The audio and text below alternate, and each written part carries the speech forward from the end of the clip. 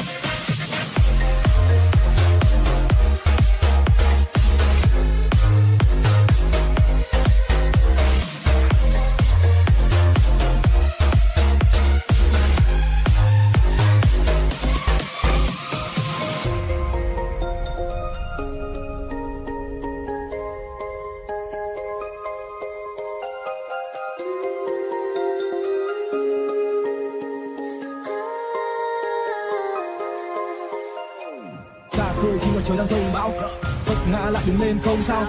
Ước mơ đang xây đắp còn dang dở nên ta vẫn cứ đi vì tuổi trẻ còn đang thở. Tuổi trẻ đời người có bao nhiêu, chỉ có 20 năm lấy đâu ra mà nhiều. Vì cuộc đời ta sống chẳng đầy đủ và luôn thiếu, phải tự lập từ bé vì chẳng được ai nuông chiều. Ta đi để biết ta là ai trong cuộc đời, chỉ có thắng hay thua cũng chỉ là trong cuộc chơi. Có những bài hát nghe chỉ muốn nghe ta cuộc lời để biết mình lớn rồi nên là bạn cũng thuộc thôi. Thiếu thuộc Hà Nội buồn đau lạc còn chẳng tan, hiện ta vẫn cứ bước dù có mưa hay nắng hạn. Giữa trời đông giá rét hai đâu cũng có băng tan và bất kể ngày đêm mình lên hay chẳng.